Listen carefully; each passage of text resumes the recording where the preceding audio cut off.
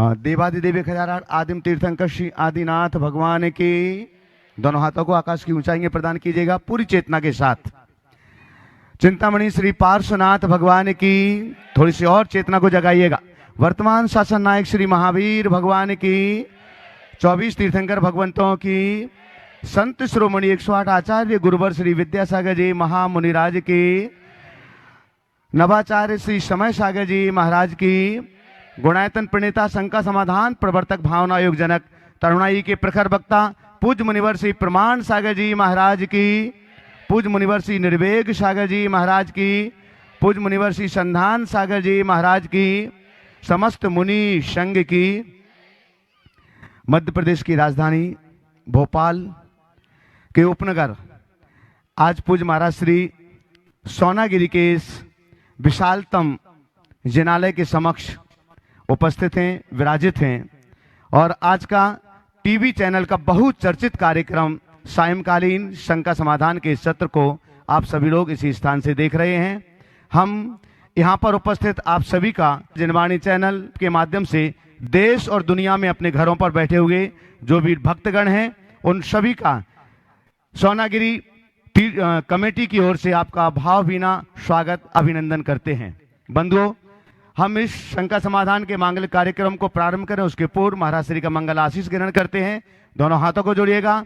आपके लिए भी मंगल आशीष मिले और आपके माध्यम से देश और दुनिया में इस कार्यक्रम को देख रहे लाखों लाखों भक्तों के लिए भी मंगल आशीष की छांव प्राप्त हो। हे महाराज श्री नमोस्तु नमोस्तु नमोस्तु। हे महाराज श्री इच्छामी इच्छामी इच्छामी।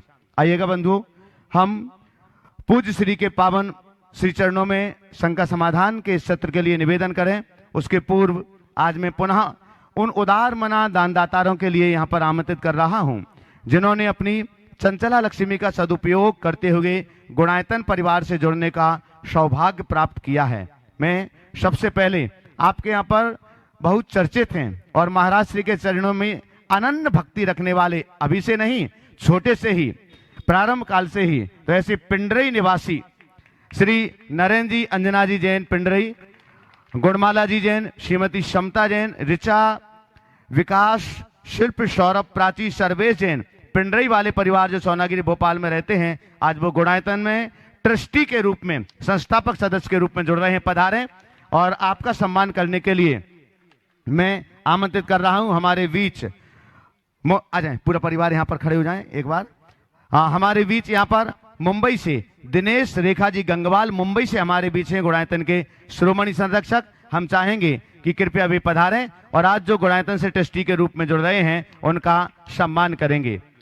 साथ में विजय जी पाटौदी गुणायतन के श्रोमणी संरक्षक इंदौर से हमारे बीच हैं। चलेगा, सम्मान करने वाले दूसरी ओर पहुंच जाएं और आपकी अनवरत तालियों की गड़गड़ाहट उदारमना दानदातारों के लिए लगातार होना चाहिए। गुणायतन से आज स्तंभ के रूप में जुड़ रहे हैं। गुणायतन से आज स्तंभ के रूप में जुड़ रहे हैं Anil Sunita ji Jain, Taru Samrat Agam Jain, Sagar avenue Ayodhya bypass road Bhopal. एक बार जोरदार करतल ध्वनि से अगर वो यहाँ पर उपस्थित हैं तो कृपया पधारें। Anil Sunita Jain, Taru Samrat Agam Jain, Sagar avenue Ayodhya bypass road Bhopal. आइएगा अगर यहाँ पर उपस्थित हैं। चलेगा, एक बार करतल ध्वनि से उनका सम्मान कीजिएगा। टीवी चैनल के माध्यम से अपने घर पर वो स्क्रीन के माध्यम से देख रहे होंगे, अपने नामों को सुन रहे होंगे, तो आपकी तालियों की आवाज उन तक पहुंचना चाहिए। आज गुणायतन से सूत्रधार के रूप में जुड़ रहे हैं अभय अंगूरी बड़कुल, आशीष अनुराग वैभव बड़कुल परिवार कल्पना नगर भोपाल से। मैं आमंत्रित कर रहा हूं, पधारेंगे शीघ्रता से। अभय अंगूरी बड़कुल, आशीष अनुराग वैभव बड़कुल कल्पना नगर भोपाल। और आपके सम्मान के लिए मैं आमंत्रित कर रहा हूं गुणायतन के ट्रस्टी श्री कैलाश वंदना जी सिंघई। कृपया पधारेंगे सम्मान करने के लिए। कैलाश वंदना जी सिंघई जो गुणायतन के ट्रस्टी हैं, कृपया पधारें आज जो गुणायतन से। और साथ में सम्मान करने के लिए मैं आमंत्रित कर रहा हूं, साथ में ही मैं सम्मान करने के लिए आमंत्रित कर रहा हूं इंजीनियर महावीर सिंघई जो सिद्धार्थ लेक सिटी भोपाल से। महावीर ममता सिंघई आ जाइए, कोई बात नहीं है। दीदी हैं आपकी, इसलिए आपको बुलाया है। आइए पधारिएगा। आपकी करतल ध्वनि अनवरत जारी रहना चाहिए। गुणायतन से सूत्रधार के रूप में जुड़ रहे हैं पधारें। हाँ, और आज ये बड़े पुण्यशाली हैं गुणायतन से, तो जुड़ ही रहे हैं। और आज इन्होंने अपने जीवन को वृत्ति जीवन के रूप में भी परिवर्तित किया है। 2 प्रतिमाओं के व्रतों को भी आज इन्होंने ग्रहण किया हुआ है। इसी के साथ हम आमंत्रित कर रहे हैं गुणायतन से जो सूत्रधार के रूप में आज जुड़ रहे हैं, श्री अशोक आशा जैन, आकाश आशीष जैन, गंज बासौदा से हमारे बीच हैं। अगर यहाँ पर उपस्थित हैं तो कृपया पधारें। श्री अशोक आशा जैन, आकाश आशीष जैन, गंज बासौदा। हाँ, अगर यहाँ पर उपस्थित आइएगा, पधार रहे हैं वो। और आपका सम्मान करने के लिए मैं आमंत्रित कर रहा हूं इंजीनियर अजय निशाजी जैन, हाँ, सिद्धार्थ इलेक्ट्रिसिटी ट्रस्टी गुणायतन। और साथ में आमंत्रित कर रहा हूं राजीव जी राज, कृपया पधारें। आज जो गुणायतन से सूत्रधार के रूप में जुड़ रहे हैं उनका सम्मान करेंगे। बंधुओं, ये बड़े पुण्यशाली सौभाग्यशाली लोग हैं जो अपनी चंचला लक्ष्मी का सदुपयोग करते हुए गुणायतन से जुड़ रहे हैं। दीजिएगा, और आपकी तालियों की अनवरत गड़गड़ाहट रहना चाहिए। इसी के साथ ही आज गुणायतन परिवार से जो सूत्रधार के रूप में जुड़ रहे हैं, श्री प्रदीप सीमाजी जैन ठेकेदार, अभिषेक जैन, स्मृति जैन, अन्विका ओशी जैन, सिद्धार्थ लेक सिटी से गुणायतन से सूत्रधार के रूप में जुड़ रहे हैं।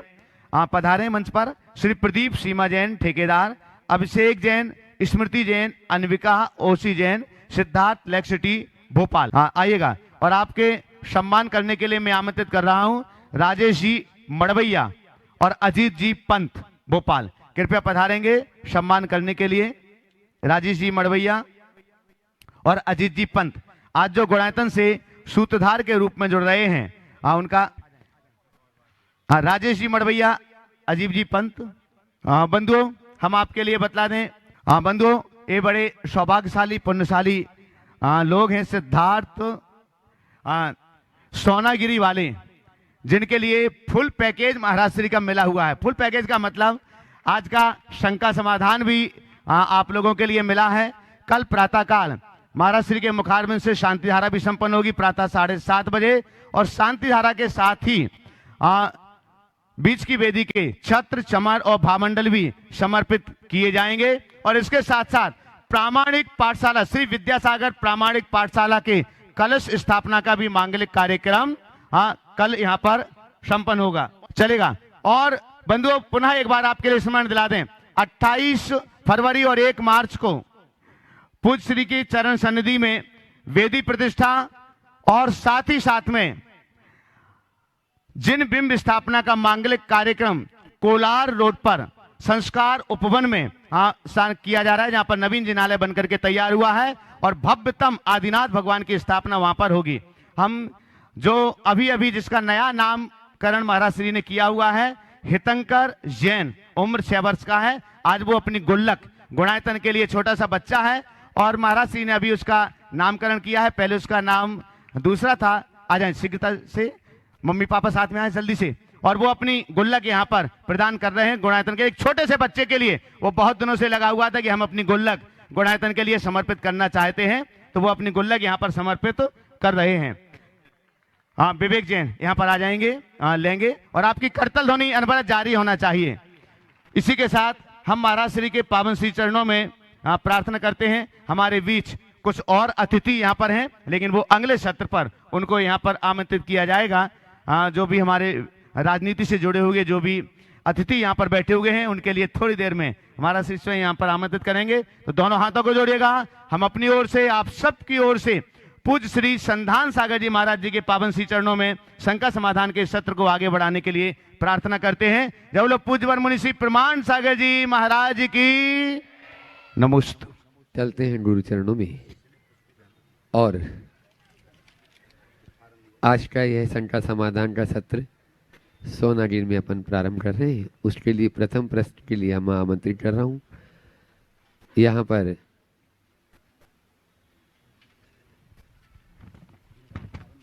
विभांशी जैन अपना प्रश्न करें, और पाठशाला के अन्य बच्चे भी उन्हीं के साथ में खड़े हो जाएं।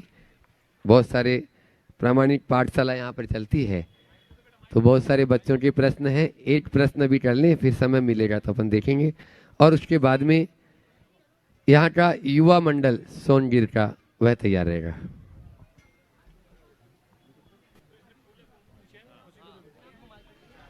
हाँ, विवांशी अपना प्रश्न करें गुरु चरणों में। नमोस्तु महाराज जी, इच्छामी छुल्लद जी।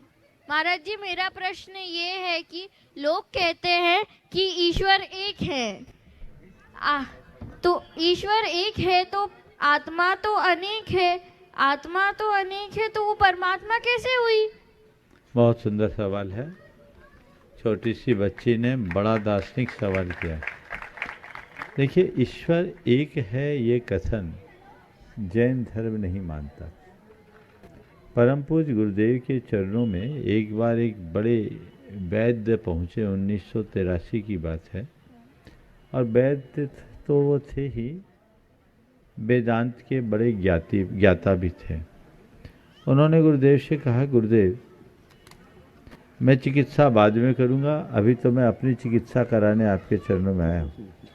मैं वर्षों से स्वाध्याय करता आ रहा हूँ, लेकिन मेरे मन में एक सवाल है जो बार बार कौंधता रहता, उसका उत्तर मुझे नहीं मिलता। गुरुदेव ने पूछा, क्या? बोले, हम सब जब ईश्वर के अंश हैं, सब में एक ही ईश्वर है, तो संसार में इतना भेद क्यों? सबका सुख दुख अलग क्यों? सबकी अनुभूतियाँ भिन्न भिन्न क्यों? सबकी स्मृतियाँ अलग अलग क्यों?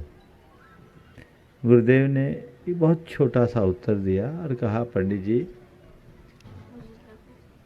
आपके प्रश्न को अगर थोड़ा सा सुधार दे तो उत्तर मिल जाएगा। बोले, बताइए। बोले, हम सब में ईश्वर के अंश हैं ऐसा कहने की जगह हम सब में ईश्वर जैसे अंश है ऐसा कहना शुरू कर दो, रास्ता ठीक हो जाए। तुरंत चरणों में गिर पड़े।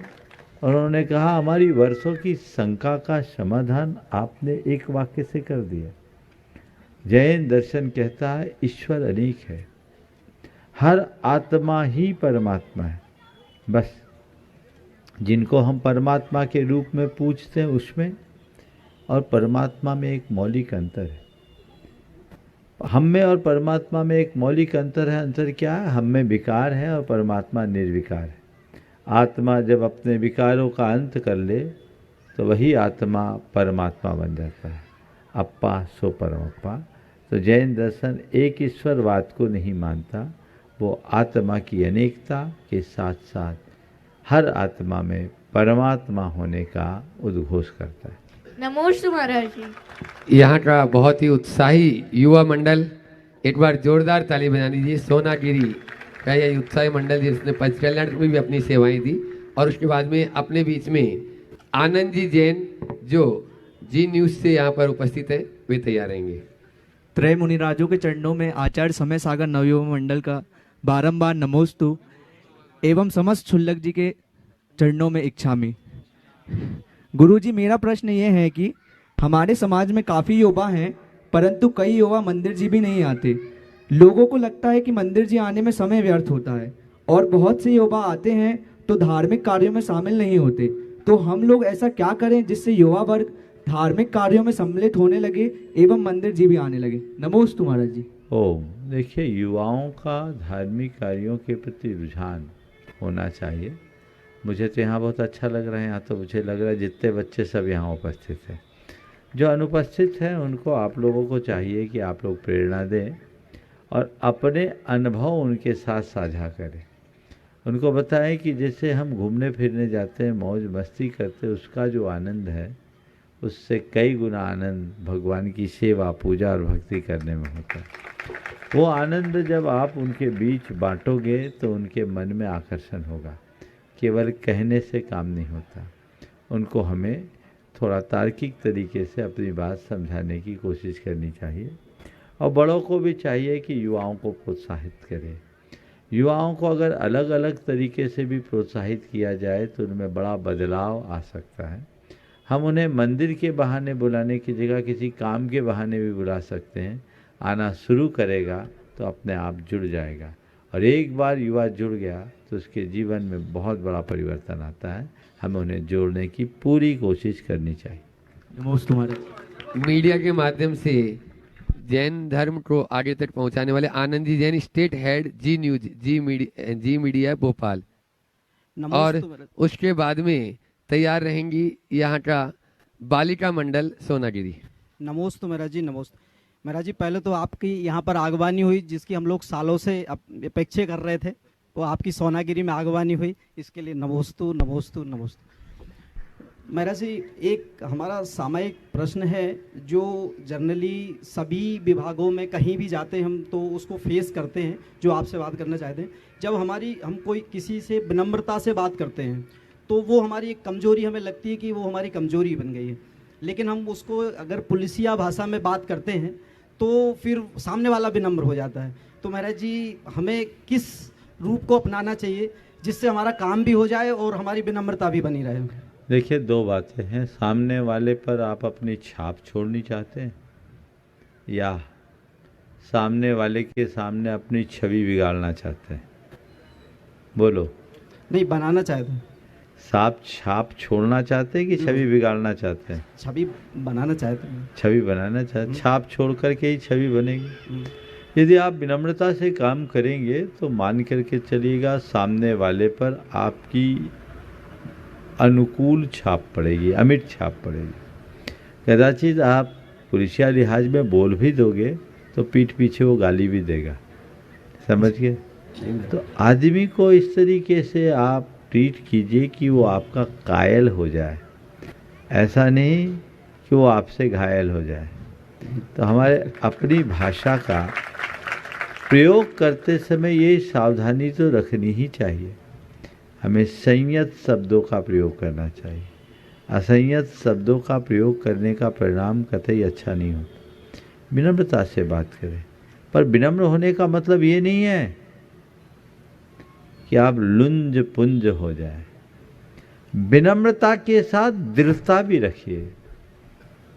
आप अपनी वाणी को नम्र रखिए और अपने स्टैंड को सख्त रखिए। मैनेजमेंट अपने आप होगा। कोई ज़रूरी नहीं कि आप अगर कोई मैनेजमेंट से जुड़े हैं तो अपने से नीचे वाले को गाली गलौज करके ही कुछ बोले तभी काम होगा। नहीं, आप अपनी बात तरीके से बोलिए, दृढ़ता से बोलिए और ये काम आपको करना चाहिए। आप करिएगा तभी मैं आगे कुछ करूँगा, मेरे से नहीं हो सकता, आप मुझे क्षमा करें। आप अपने स्टैंड पर कायम रहेंगे तो वो आएगा, समझ गए? डॉक्टर जाकिर हुसैन का नाम आपने सुना? कौन थे? बहुत राष्ट्रपति थे, भारत के पूर्व राष्ट्रपति थे। उनके जीवन का एक प्रसंग मैंने कहीं पढ़ा कि उनको सुबह सुबह चाय की ज़रूरत पड़ती थी और उनका रसोइया कुछ दिनों से लेट होता था। एक दो बार बोला कि भैया टाइम पर उठा करो। देखा उसके बाद भी उसमें कोई खास परिवर्तन नहीं आया। तो एक दिन उन्होंने क्या किया, राष्ट्रपति के पहले की बात है, वो उठे, सुबह से चाय बनाए और नौकर के पास जाकर के गए, मान्यवर उठिए, चाय का समय है, चाय पी लीजिए। और जैसे देखा तो बोला जाकिर हुसैन साहब है, चरणों में गिर पड़ा, बोला सॉरी, मुझसे बहुत बड़ी भूल हो गई, आप मुझे माफ़ करें, अब मुझसे ऐसी गलती नहीं होगी। डॉक्टर साहब ने कहा कि मैंने सोचा आप मुझे उपलब्ध नहीं करा सकते तो मैं आपको उपलब्ध करा सकता हूँ। मैं आपसे कहता हूँ, ये उनकी कमजोरी थी या महानता? ये तो महानता थी, समझ गए? तो विनम्रता महानता का आधार है, उसे कमजोरी मानना भूल है। वो लोग उन लोगों की विनम्रता कमजोरी बन जाती है जो अपने उसूल के पक्के नहीं होते, जिनके अंदर दृढ़ता और स्थिरता का अभाव होता है। अपने अंदर दृढ़ता रखे, स्थिरता रखे तो कहीं से ऐसी कोई कमी नहीं हो। नमोस्तु नमोस्तु। सोनागिरी से बालिका मंडल एक प्रश्न करेंगे। गैरगंज की कुमारी साक्षी जैन उसमें प्रश्न कर महाराज जी रही के है और चरण- उसके बाद में तैयार रहेंगे। अपने बीच में आज भारतीय जनता पार्टी के जिला उपाध्यक्ष यहाँ पर उपस्थित है गिरीश शर्मा जी। महाराज जी के चरणों में नमोस्तु, छोल्लर जी के चरणों में इक्षामि। महाराज जी, हम जब भी गुरु जी को याद करते हैं हमारी आंखों में आंसू आ जाते हैं। हम ऐसा क्या करें जिससे हमें एहसास हो कि गुरु जी के हम समीप हैं और गुरु जी हमारे आसपास हैं? कुछ मत करो, उनको अपने हृदय में बसा लो। अगर वो एहसास नहीं है, इसका मतलब वो भी हृदय में नहीं। उनके आदर्शों को आत्मसात करो, आंखें बंद करो, दर्शन होंगे। थोड़े से एकाग्र हो, प्रेरणा मिलेगी। बहुत कुछ उन्होंने हमें दिया है और हम तो उसी आधार पर उनके दर्शन भी करते हैं, उनका सामीप्य भी पाते हैं, सानिध्य भी पाते हैं और प्रेरणा भी। समझ गए? नमोस्तु महर्षि, नमोस्तु महर्षि। भारतीय जनता पार्टी के जिला उपाध्यक्ष गिरीश शर्मा जी अपने बीच में है। मैं चाहूँगा वो अपने उद्गार प्रश्न के रूप में रखेंगे और इसके प्रश्न के बाद में यहाँ की जो ट्रस्ट कमेटी है, पदाधिकारी गण है, वे वहीं पर जाकर उनका सम्मान अभिनंदन करेंगे। महाराज श्री के चरणों और उसके में बाद में मुंबई से दिनेश जी रेखा जी डंडवाल शिरोमणि संरक्षक और नितिन जी दीपा जी इंदौर से उनके साथ में प्रश्न करेंगे। महाराज श्री के चरणों में सादर वंदन प्रणाम निवेदित करता हूँ। नमोस्तु महाराज। महाराज श्री, हम सब जितने भी लोग यहाँ बैठे हैं ये मन की अवस्था के शिकार होते हैं। ये पूरा संघर्ष प्राप्त और पर्याप्त के बीच में निहित होता है। जैन धर्म में संयम को सर्वाधिक महत्व दिया गया है। मेरा प्रश्न ये है, क्या मन की अवस्था को भी उस तरीके से संयमित किया जा सकता है कि वो प्राप्त में पर्याप्त को ढूंढ ले, और मन में जिस प्रकार की शांति का अनुभव उस पर्याप्त और प्राप्त के संघर्ष में होना चाहिए, वो कहीं ना कहीं पूरा समाज इसमें दिग्भ्रमित होता है। चीज वही हमें बड़ी दिखती है जो हमें प्राप्त नहीं होती। जो चीज प्राप्त हो जाती है वो हमें छोटी दिखने लगती, लेकिन तुरंत उसके बाद एक और चाह, एक और इच्छा, वो पद की हो, प्रतिष्ठा की हो, किसी भी प्रकार की इच्छा हो, वो कहीं ना कहीं बलवती होती दिखाई देती है। वो धन की इच्छा हो, वो समाज में प्रतिष्ठा की इच्छा हो।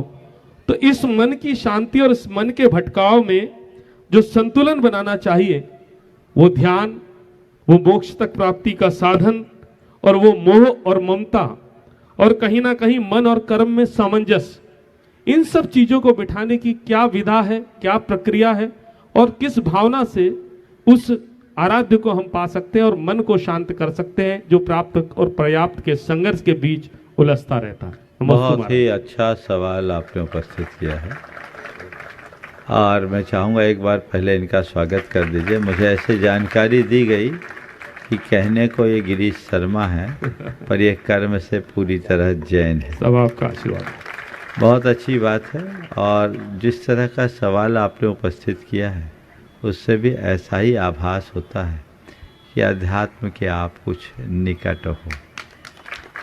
जब तक मनुष्य के अंतरंग में आध्यात्मिकता प्रकट नहीं होती, ये समस्याएं बरकरार रहती। दरअसल संयम मन को मोड़ने से ही आता है। बिना मन को मोड़े संयम घटित नहीं होता और बिना संयम के जीवन का कल्याण नहीं होता। हमें अपने मन को मोड़ने का भरपूर प्रयत्न करना चाहिए। जहाँ तक प्राप्त और पर्याप्त को समझने की बात है, बात बिल्कुल सही है। जो हमें प्राप्त होता है वो छोटा दिखता है और जो दूसरों को प्राप्त होता है वो हमें बड़ा दिखता है, और यही हमें असंतुष्टि की ज्वाला में झुलसाता रहता है। अगर मनुष्य की सोच बदल जाए, मनोवृत्ति बदल जाए, तो वो असंतुष्टि से संतुष्टि की ओर मुड़ जाए, और जिस पल संतुष्टि का भाव अंतरंग में जग जाता है, चीज़ें सब बदल जाती हैं। मन को मोड़ने की कला सीखनी चाहिए, और जो मन को मोड़ने की कला में पारंगत हो जाता है, मोक्ष उसको ही मिलता है। हम मन को मोड़ सकते हैं उसे आध्यात्मिक प्रशिक्षण देकर। तत्व ज्ञान से ही मन को मोड़ा जाता है। मन को मोड़ने के दो रास्ते हैं, एक सम्यक दिशा दर्शन और दूसरा प्रवाह परिवर्तन। मन को हम सही दिशा दर्शन दें, अपना लक्ष्य बनाएं और मन को कुछ अच्छे एडवाइस देना शुरू करें। ये मुझे करना है, ये मुझे नहीं करना। हम अगर अपने मन में ये बातें बिठाल दें तो हमारा मन कभी उधर नहीं जाता। आप सब अपने जीवन के अनुभव से इस बात को महसूस करेंगे। जीवन में बहुत सारी चीज़ें हैं जो किसी के लिए बहुत आकर्षक है, पर आपके लिए उसकी तरफ ध्यान भी नहीं जाता होगा। क्यों? क्योंकि वो चीज़ें आपके मन से उतर गई। हो सकता है कभी आप भी उसके पीछे पागल हो, लेकिन अब मन नहीं होता। क्यों? क्योंकि पहले वो मन में उतरी हुई थी, अब मन से उतर गई, है ना। बहुत सारी चीज़ें उधर मन नहीं जाता। तो जो चीज़ें मन में उतरी होगी वो हमें परेशान करेगी, और परेशानी से बचना है तो चीज़ों को मन से उतार दो। और चीज़ें मन से तभी उतरेगी जब यथार्थ हृदय में उतर जाए। जीवन का यथार्थ अपने हृदय में उतारने की हम कोशिश करें, वो अगर उतर गया तो सब चीज़ें बदल गई। हम लोगों के साथ सबसे बड़ी विडंबना ये है कि हम पूरा जीवन भ्रम जाल में जीते हैं। ये मोह है। असत्य को सत्य मानते हैं, अयथार्थ को यथार्थ मानते हैं और उसी के पीछे पागल होते हैं। जो असली है उसे पहचानो, जो सत्य है उसे जानो, जो यथार्थ है उसे समझने की कोशिश करें। यदि ऐसा हम करने में समर्थ हो जाए तो हमारे साथ कहीं किसी भी प्रकार की दुविधा नहीं हो सकती। वो हम अपने जीवन को बखूबी आनंद के साथ जी सकते हैं। लेकिन हम जब झूठ को ही सच मानने का भ्रम पाले बैठे होते हैं तो ये विडंबनाएं तो हमारे साथ होती है। फिर हम उसी दिशा में दौड़ते रहते हैं पागलों की तरह। आप भी देखिए, कई बार कोई व्यक्ति किसी व्यक्ति विशेष से जुड़ता है और ऐसा जुड़ता है, इस कदर जुड़ता है कि उसके बिना एक पल बिताना भी मुश्किल। लेकिन कोई निमित्त पाकर उसकी वास्तविकता का पता लगता है तो नाम लेना भी पसंद नहीं करते। क्यों? हमें हकीकत समझ में आ गई, ये आदमी दिखता कुछ था और था कुछ। इसने मेरे साथ धोखा किया, इसने मुझे छल किया। ये लगता है ना। हो सकता है आपके भी अनुभव में ऐसा कोई होगा। हर व्यक्ति के साथ ऐसा होता है। जब वास्तविकता का बोध होता है हमारा आकर्षण छूट जाता है। संत कहते हैं जिस दिन संसार की वास्तविकता का बोध हो जाएगा सारी आसक्ति छूट जाएगी। मैं जो देख रहा था वो है नहीं, चीज़ें दिखती कुछ और है पर वो असल में कुछ और थी। ये मेरा भ्रम था। जैसे लकड़ी, पानी में लकड़ी का टुकड़ा डालें तो लकड़ी तिरछी दिखती है, पर तिरछी होती ही क्या? सबने प्रयोग किया होगा। पानी की बाल्टी में एक लकड़ी का टुकड़ा डालो, लकड़ी देखने में तिरछी दिखेगी पर तिरछी है या दिख रही है? लकड़ी तो सीधी है। बाहर निकालो लकड़ी सीधी दिखती है, पानी में डालो लकड़ी तिरछी दिखती है। नादान व्यक्ति को लगेगा अरे ये पानी में जादू है जो सीधी लकड़ी को तिरछी कर देती। लेकिन ज्ञानी व्यक्ति कहेगा लकड़ी तिरछी दिख रही है नहीं, क्योंकि उसे असलियत का पता है। बस चीज़ें लुभावनी दिख रही है नहीं। जिसे चीज़ों का पता है, असलियत का पता है, वो कभी नहीं भटकेगा। जो मोह और मूर्छा में उलझे रहेंगे वो उसके ही पीछे पागल होंगे, असत्य के पीछे भागते रहेंगे। सत्य को जानिए। पर हम लोग पूरी जिंदगी झूठ के साथ बिताते हैं, सत्य को जानने की कोशिश ही नहीं करते। हम तो मुर्दे को सुनाते हैं राम नाम सत्य है। काश जीते जी सुनने की कोशिश करते हैं। मुर्दे को सुना करके क्या होगा? जीवन की सच्चाई को जाने बिना जीवन में बदलाव असंभव। इसलिए दो पंक्तियां कहकर विराम दूंगा। जिंदगी पर डाल ली जिसने हकीकत की नज़र, जिंदगी पर डाल ली जिसने हकीकत की नज़र, जिंदगी उसकी नज़र में बेहकीकत हो गई। बस वो हकीकत हमारे दिनेश जी, रेखा जी जंडवाल जो मुंबई से अपने बीच में, और साथ में ही नितिन दीपा जी इंदौर से शिरोमणि संरक्षक और ट्रस्टी बनाए। और उसके बाद में आज जो वैसे तो शुरू से ही जुड़े हुए हैं और आपके यहाँ के मेन अध्यक्ष पूरे समाज के नरेंद्र जी पिंडरई अपने पूरे परिवार के साथ में तैयार रहेंगे। नमोस्तु नमोस्तु नमोस्तु भगवान। महाराज जी मेरा प्रश्न है, व्यक्तित्व विकास के लिए क्या क्या सूत्र होने चाहिए, और वो सूत्र स्पेशली जब युवा वर्गों ने जो बात रखी, उन्होंने अपनी खुद की बात रखी, वो किस तरह से धर्म में जुड़े, तो अपन उस व्यक्तित्व के कौन से सूत्रों को उसमें पहले ऐसा जोड़े जिससे कि उस राह में आगे बढ़ सके। सबसे पहले तो मैं चाहूँगा इस दंपति का जोरदार अभिनंदन करें। मुंबई के एक बड़े उद्यमी होने के साथ साथ बहुत धार्मिकता के साथ ये अपना जीवन बिताते हैं और साधु संतों की सेवा में सतत समर्पित रहते हैं। सबके लिए एक बहुत बड़ी प्रेरणा है और ऐसे लोगों से हमें सीखना चाहिए। पेशे से चार्टर्ड अकाउंटेंट और व्यस्ततम चार्टर्ड अकाउंटेंट होने के बाद भी भरपूर समय निकालते हैं और ये लोगों के लिए उदाहरण है जो कहते हैं कि मैं अपने प्रोफेशन में बिजी हूँ इसलिए मेरे पास टाइम नहीं। दरअसल वो बिजी नहीं है, वो उनका बहाना है। बस हम बहानेबाजी से बच जाएं तो हमारे जीवन में एक अलग दिशा प्रकट होगी। आपने व्यक्तित्व विकास के सूत्र पूछे हैं। मेरे विचार से अगर व्यक्ति को अपने व्यक्तित्व को सही अर्थों में निखारना है तो 4 बातों को सदैव आत्मसात करना चाहिए। सबसे पहले अपनी संभावनाओं को पहचानना चाहिए, उसका आकलन करना चाहिए। मैं हूँ क्या, मेरी कैपेबिलिटी क्या है, मेरे साथ प्रोबेबिलिटी क्या है।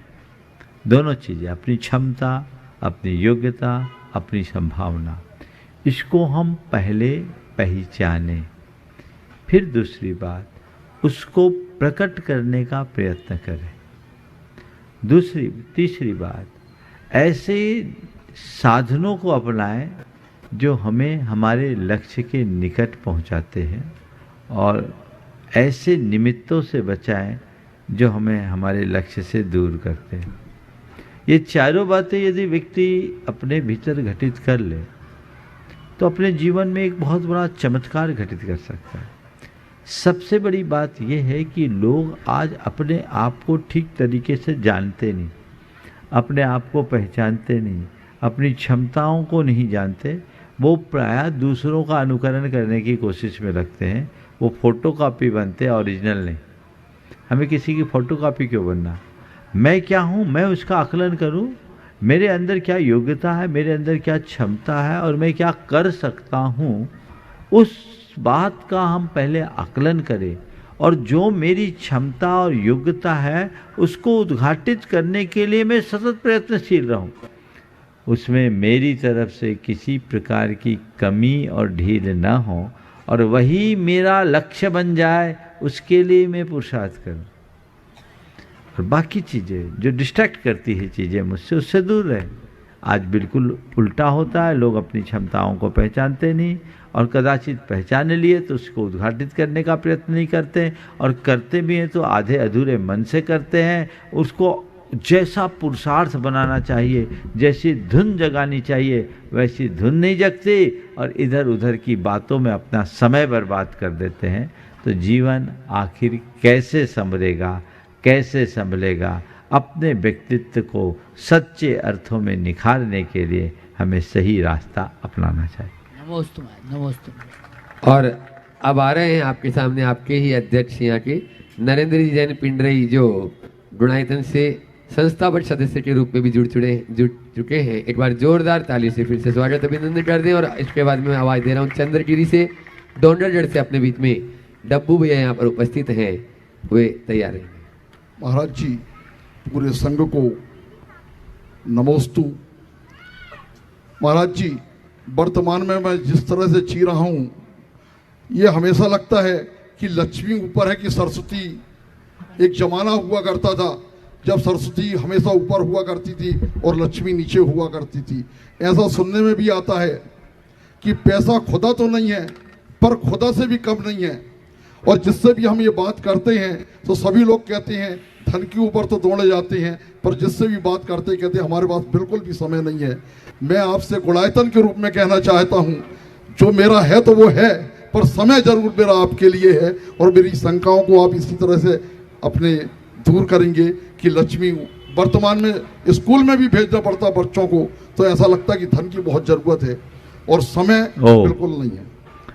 बात सही है, धन की आवश्यकता है, उसे नकारा नहीं जाता, और धन के बिना आपकी जीवन की गाड़ी आगे नहीं बढ़ पाती, इसे भी स्वीकारने में कोई संकोच नहीं। लेकिन हमें एक बात ध्यान में रखना चाहिए, केवल धन रखने से काम नहीं चलता। गणेश प्रसाद जी वर्णी के जीवन काल का एक प्रसंग है। वर्णी जी के एक भक्त थे, बड़े सेठ थे। वर्णी जी त्याग की बात किया करते थे और वो कहते थे, महाराज बिना पैसों के काम कैसे चलते, वो नरेंद्र जी जैसे होंगे, काम तो पैसों से ही चलता है। अब एक दिन ऐसा हुआ कि उनको एक गांव से दूसरे गांव जाना था, रास्ते में नदी पड़ी, अब नाव से पार करना था। नाव लिया, नाव से इस पार से उस पार गए। वर्णी जी तो साधु थे, उनके पास तो एक पैसा नहीं था। पंडित जी और वो जो सेठ साहब थे वो साथ में गए, और नाव पार करने के बाद नाविक को पार कराई, पैसा दिए, और फिर मजाक सूझी। उन्होंने कहा, देखा महाराज, आज हमारे जेब में पैसे नहीं होते तो हम ये पार नहीं आ पाते। महाराज देख लो महाराज, आज हमारे जेब में पैसा नहीं होते तो हम ये पार नहीं आ पाते। वर्णी जी कब चूकने वाले थे, उनने कहा, पैसा अगर जेब में होते तो ये पार नहीं आ पाते। उस पार से इस पार आए हो तो जेब में पैसा होने से नहीं आए, जेब से पैसे निकाले तब आ पाए। समझ गए? तो भाई साहब समझ में आ गई कि नहीं आई? मैं समझता हूँ ये बात तो जल्दी समझ लेते हैं। चलिए, एक बार नरेंद्र भाई का जोरदार अभिनंदन करते हैं। ये 1989 में जब हमारा पहला चातुर्मास हुआ था पिंडरई में, तब उस पूरे चातुर्मास की कमान इन्हीं लोगों ने संभाली थी, और तब से अब तक निरंतर इन लोगों का जुड़ाव बना हुआ है। आज भोपाल में आकर के भी इन्होंने एक अच्छा स्थान बनाया है, ये इनकी बड़ी उपलब्धि है। बहुत बहुत आशीर्वाद। मेरे शरीर में उस दिन करंट मारा जब आपने कहा था कि तू मेरा पक्का चेला है, और मैं सही में आपका पक्का चेला हूँ। चलो, आचार्य श्री श्री पक्का समाधि चेला स्थली। तब बनोगे जब इस लाइन में आओगे। चलो, ओ चलो, भावना है महाराज। ओ वो आचार्य श्री श्री समाधि स्थली चंद्र जी डोंडगढ़ से अपने बीच में डब्बू जी जैन यहाँ पर उपस्थित है। वे अपना प्रश्न गुरु चरणों में रखें, और मैं चाहूंगा यहाँ की ट्रस्ट कमेटी पदाधिकारीगण वहीं पर जाकर उनका सम्मान कर देंगे, और उसके बाद में अपने बीच में निमाड़ी विधायक अनिल जी जैन यहाँ पर सपरिवार उपस्थित है, प्रश्न करेंगे।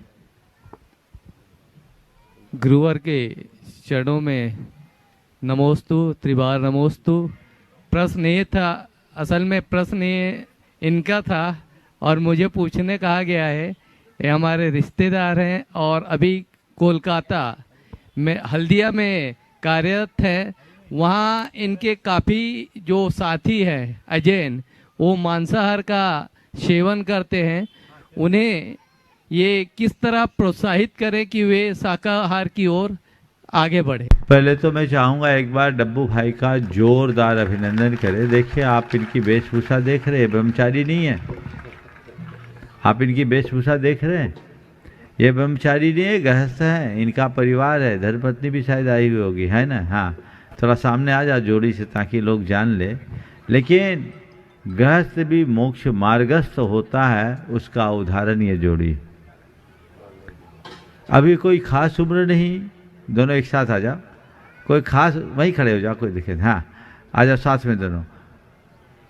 अभी कोई खास उम्र नहीं, पर इन्होंने अपने पूरे जीवन की दिशा को बदल रखी है, और संयम के साथ अपना जीवन यापन करते हुए प्राप्त को पर्याप्त मानकर ये जी रहे हैं। गिरीश जी उदाहरण है इसके, जीवंत उदाहरण। और अपना पूरा समय साधुओं की सेवा में बिताते हैं, और ये उन भाग्यशालियों में हैं जिन्हें गुरुदेव की अंतिम समय तक सेवा करने का अवसर मिला, और इन्होंने पूरा समय दिया। दोनों दंपति का एक बार जोरदार जोरदार अभिनंदन करें। आपने सवाल किया है कि जो गैर शाकाहारी लोग हैं, किसी महिला को बुला लीजिए, जो गैर शाकाहारी लोग हैं, उनको शाकाहार के लिए हम किस तरीके से प्रेरणा दें। आप उन्हें आहार विज्ञान के बारे में बताएं, उन्हें धर्म की दृष्टि से नहीं, विज्ञान की दृष्टि से समझाने की कोशिश करें कि शाकाहार हमारे शरीर के लिए कितना उपयोगी है। आज विश्व में शाकाहार के प्रति लोगों में एक बड़ी अलग जग रही है। लोग अपने खान पान में बदलाव ला रहे हैं क्योंकि जान रहे हैं कि मांसाहार की तुलना में शाकाहार बहुत स्वास्थ्यप्रद है।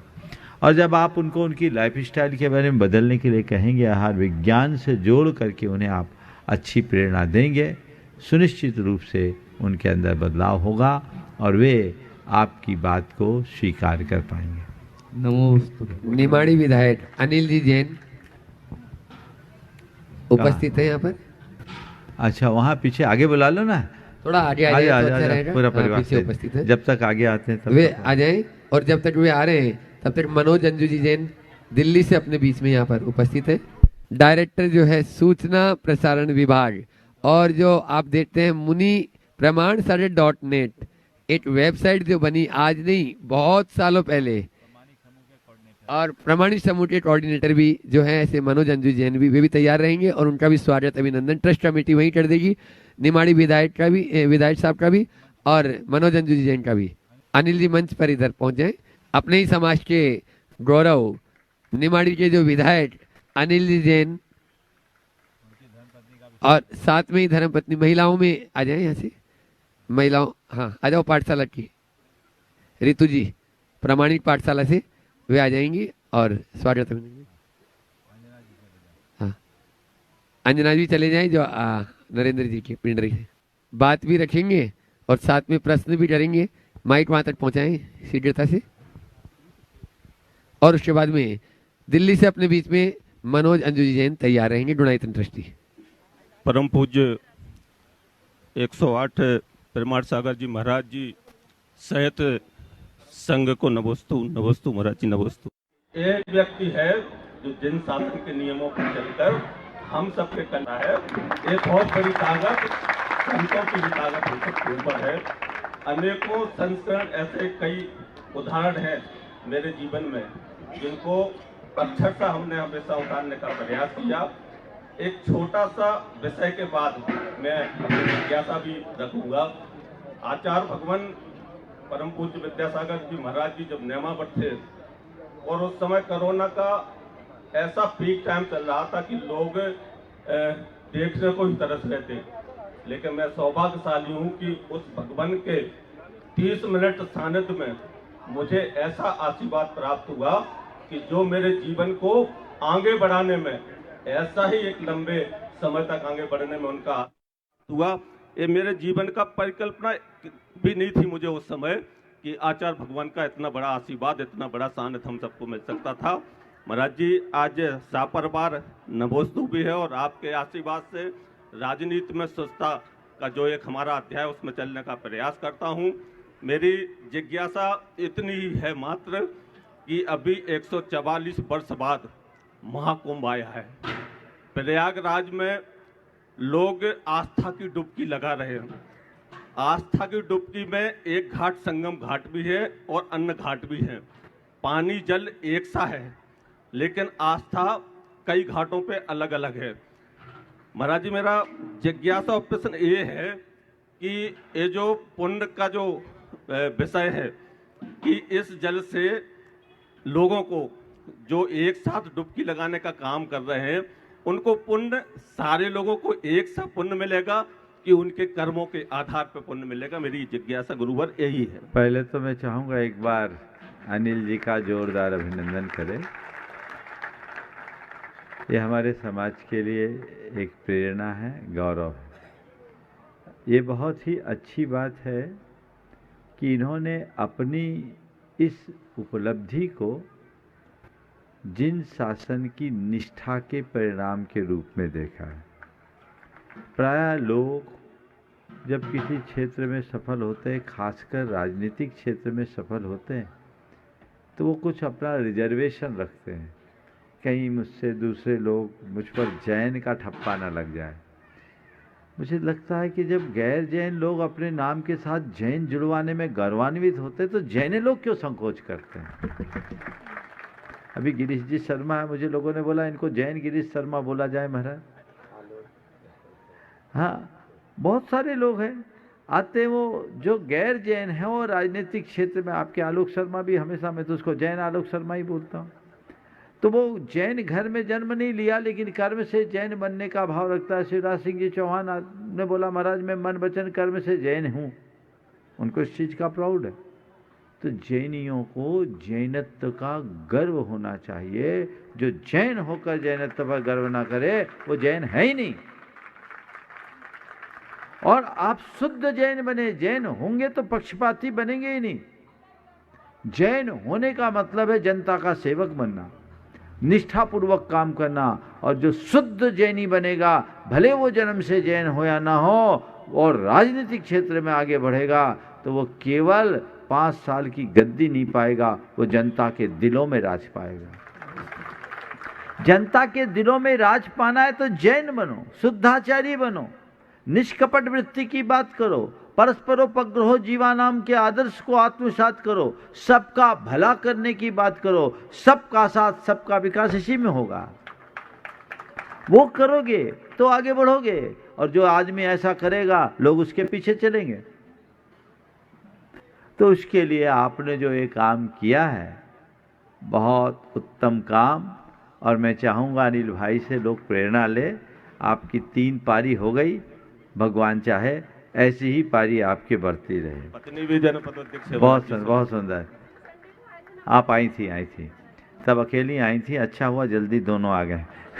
अब आपका सवाल है कि कुंड विशेष में स्नान करने का ही पुण्य मिलता है क्या? देखिए, ये अपनी अपनी आस्थाएं।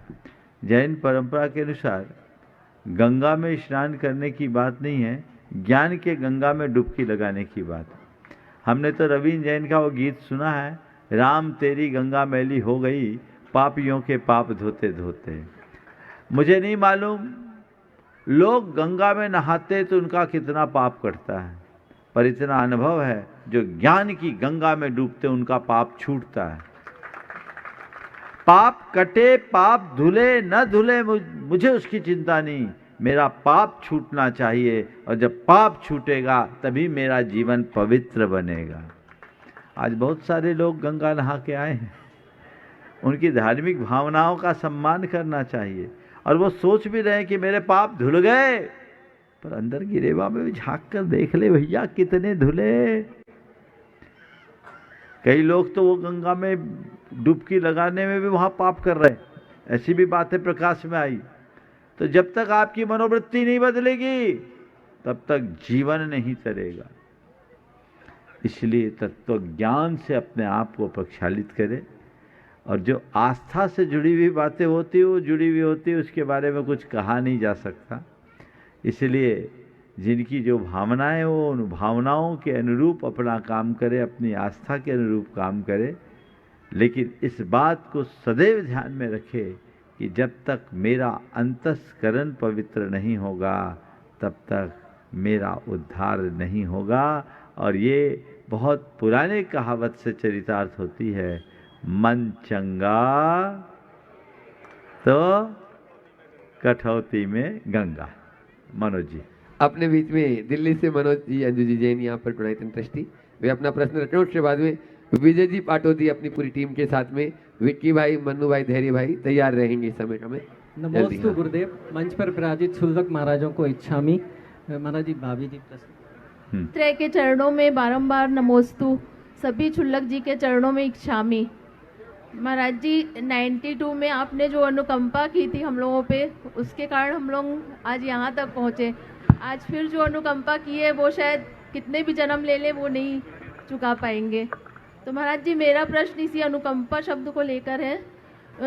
तत्वार सूत्र जी के 6वें अध्याय में जो भूत प्रत्यानुकंपा को साता बेदनी का कारण बताया है, तो महाराज जी अनुकंपा तो आप लोग हम लोगों पे करते हैं, तो फिर वो वहाँ पर अनुकंपा शब्द क्यों लिखा हुआ है? बहुत अच्छा सवाल है। देखिए, अनुकंपा का अर्थ क्या है? अनुकंपा यानी एक प्रकार की करुणा, किसी की हिताकांक्षा से उसके प्रति संवेदना रखते हुए सहयोग का भाव रखना। गुरु भी अनुकंपा करते हैं और आप लोग भी अनुकंपा कर सकते हैं। वहाँ ये नहीं कहा कि व्रती अनुकंपा करें। यहाँ भूत यानी प्राणियों पर अनुकंपा और व्रती यानी व्रतियों के ऊपर अनुकंपा करने से पुण्य का बंध होता है, साता बेदनी का बंध होता है। तो अनुकंपा जो करेगा वो पुण्य का बंधक होगा। अगर मुनि करेंगे तो और आप करोगे तो, हम आप तो करते ही, पशु पक्षी भी एक दूसरे पर अनुकंपा कर लेते, ऐसे कई प्रकरण दिखे। तो जहाँ अनुकंपा है, करुणा है, दया है, वहाँ धर्म है, और जहाँ धर्म है वहीं पुण्य है। इसलिए हमें हमेशा अनुकंपाशील होना चाहिए। और संतों का हृदय तो करुणा से भरा ही रहता है, उनका हृदय हमेशा अनुकंपा युक्त होता है। इसीलिए कहते संत हृदय नवनीत समाना, कहे कबीर कविन पर कहे नहीं जाना, निज परिताप दहे नवनीता, पर परिताप हो संत पुनीता। तुलसीदास जी कहते हैं कि संत का हृदय नवनीत के समान। कवि लोग कहते हैं, लेकिन कवि लोगों को कहना नहीं आता। बोले क्यों? संत का हृदय नवनीत के समान नहीं है। बोले क्या है? बोले अलग है। बोले क्यों? संतों का हृदय नवनीत से भी आगे। बोले क्यों? नवनीत तब पिघलता है जब उस पर आँच आती है, और संत तब पिघलते हैं जब औरों पर आँच आती है। तो जो औरों की आँच से पिघल जाए वही करुणा का धनी होता है, सच्चे अर्थों में वही अनुकंपा का अधिकारी होता है। ऐसी अनुकंपा दया जिसके जीवन में घटती है उसका जीवन धन्य होता है, और वो अपने जीवन को सुंदर और बेहतर बनाने में समर्थ होता है। बोलो।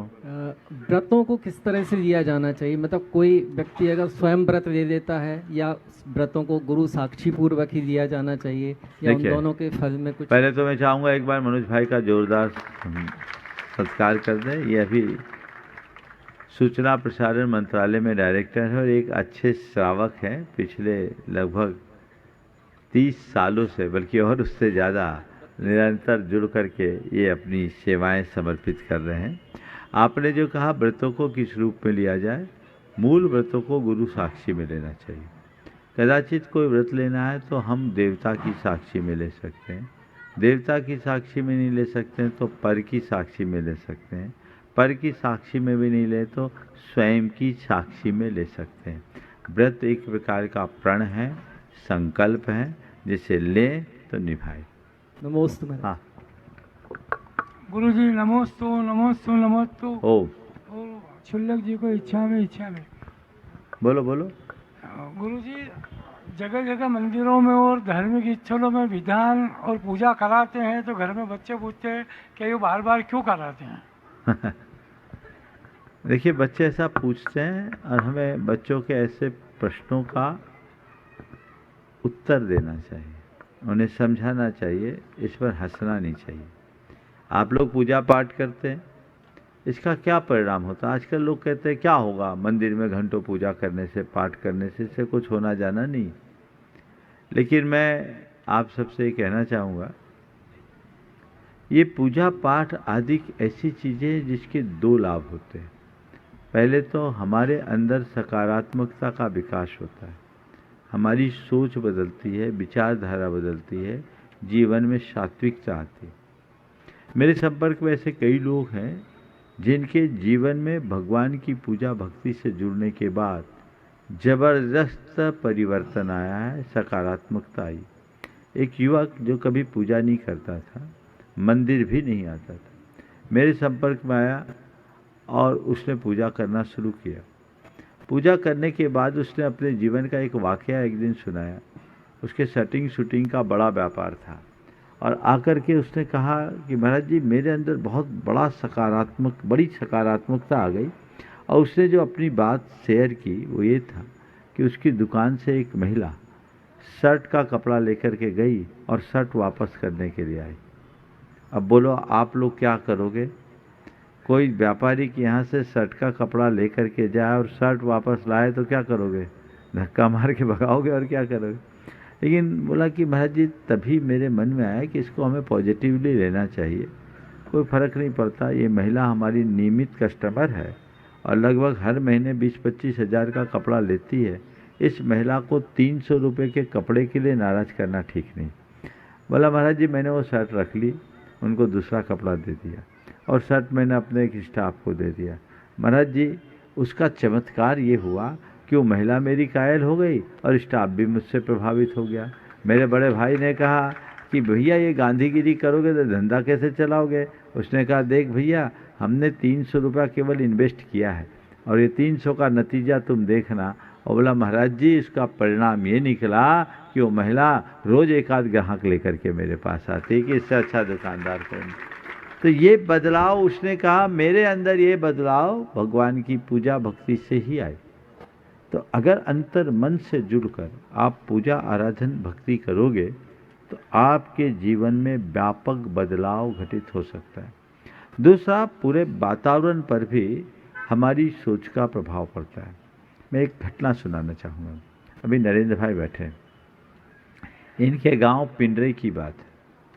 1996 में इनके यहाँ हम लोगों ने एक पंचकलाना कराया। यहीं भोपाल से गए थे, 95 का चातुर्मास करके यहाँ से हम लोग निकले थे और वहाँ पंचकलाना हुआ। फरवरी का महीना था, बहुत भव्य पंचकलाना। कुल वहाँ 85 घर हैं जैनों के, और जैनों के बहुत सीमित परिवार होने के बाद भी वो पंचकलाना केवल जैनियों का नहीं हुआ, जन जन का हुआ। ये मान करके चलिए कि 25 किलोमीटर की सीमा में हर घर में मेहमान था, जैन अजैन सब। माने उस समय ये था कि लोगों को अगर प्रेस कराना हो तो धोबी कहता भैया हमारे यहाँ प्रेस नहीं होगा, हम तो अभी गजरथ में जा रहे। पूरा माहौल, जबरदस्त माहौल। जन्म कल्याणक के दिन पूरा जुलूस निकल गया। जैनी तो यहाँ आ गए, सभा में 10,000 लोग थे जहाँ पंचकलानक होना था। मुझे अलग से जाकर के उनको उद्बोधन देना पड़ा। फेरी के दिन कम से कम 1.25 लाख लोग आए। सुबह से तांता लगा रहा, छत से देखे तो चारों तरफ के खेतों से लोगों का आवागमन। पंचकलानक भव्यता से संपन्न हुआ। पर उस पंचकलानक पूजा विधान का प्रभाव आप पूछना चाहते हैं ना, समय नहीं तो मैं और डिटेल बताता, लेकिन संक्षेप में बता रहा हूँ। उस साल पूरे इलाके में फसल पर इल्लियों का जबरदस्त प्रकोप था। सारी फसल तहस नहस थी कीटनाशकों के अंधाधुंध प्रयोग के बाद भी। लेकिन नरेंद्र साक्षी है उसके। पिंडरे के 25 किलोमीटर की टेरिटरी में दोबारा फूल आ गए और रिकॉर्ड फसल आए। आज तक आपने कभी सुना है कि चना में एक बार फसल फूल आने के बाद दोबारा फूल आए? दोबारा फूल आ गए। ये मैं कोई कल्पना ही नहीं कर रहा हूँ। ये बैठे हैं और जाकर के 1995, आज से 30 बरस पुरानी बात है। पिंडरे वालों से पूछ लो, आज भी वो भूले नहीं है, जैन अजैन कोई भी। तो भावनाओं का प्रभाव पूरे वातावरण पर पड़ता है। एक किर्लियन थेरेपी है, रूस के वैज्ञानिक रुडॉल्फ किर्ल ने थेरेपी को बढ़ाया। उसमें पानी पर प्रयोग किया गया। हमारी भावनाओं का क्या असर पड़ता है आप इसे अनुमान लगा सकते हैं। पानी को पर प्रयोग किया गया कि एक पानी पर ऐसे व्यक्ति के हाथ में दिया गया जो सकारात्मक भावना से भरा, और दूसरे पानी को नकारात्मक भावना से भरे हाथ में दिया गया। जो सकारात्मक भावना से भरे हुए हाथ का पानी था वो पौधों पर सींचा गया तो पौधों की ग्रोथ बहुत तेज हो गई, और जो नकारात्मक भावना से भरे हुए व्यक्ति के हाथ का पानी था उस पानी को जब पौधों पर डाला गया तो पानी एसिड का काम कर गया, पौधे जल गए। सामान्य पानी का सामान्य ग्रोथ रही। एक लंबे प्रयोग के बाद ये निष्कर्ष निकला कि ये प्रभाव पड़ता है और भावनाओं का पड़ता है। अभी वर्तमान में लगभग 20 साल पहले मुसारो इमोटो नाम के एक वैज्ञानिक, जिसको नोबेल प्राइज भी मिला, उसने पानी पर काम किया। उसने एक सिद्धांत विकसित किया, इमोटोलॉजी।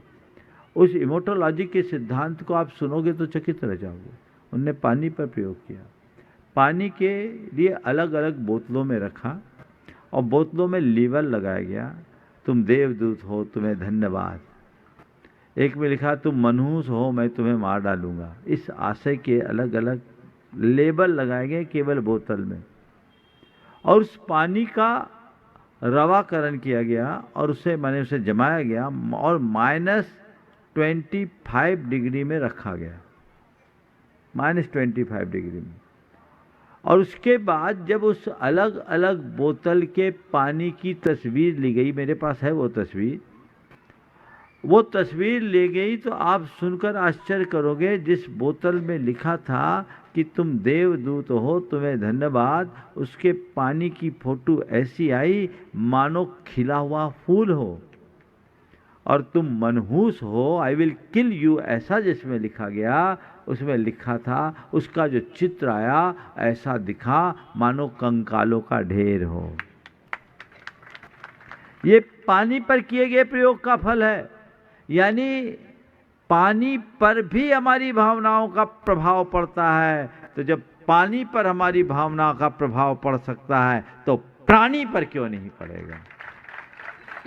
इसलिए हम बच्चों को ये बातें तथ्यात्मक तरीके से समझाने की कोशिश करें। सब बातों का विज्ञान है। अमेरिका में पूजा प्रार्थना को बहुत जोर दिया जाने लगा, वहाँ चिकित्सा की जाने लगी है इसके बल पर। और वहाँ आप सुनकर के आश्चर्य करेंगे, आज से 20 साल पहले की रिपोर्ट में आपको बता रहा हूँ, उसमें लिखा कि उस समय अमेरिका में 125 मेडिकल यूनिवर्सिटी थे, जिनमें से 85 में प्रार्थना को कोर्स में रखा गया। और ये देखा गया कि प्रार्थना से लोगों को स्वास्थ्य लाभ भी मिलता है। इसलिए बच्चों को ये कहें कि बेटा इसे कर्म कांड मत मान, इसे अपने जीवन के कर्मों की सत्ता को उखाड़ने का रास्ता मानो। इसे अपनाएंगे हमारा जीवन बेहतर होगा और हम आगे बढ़ पाएंगे। समय हो गया, यहीं पर विराम। बोलिए परम पूज आचार्य गुरुवर श्री विद्यासागर जी महाराज।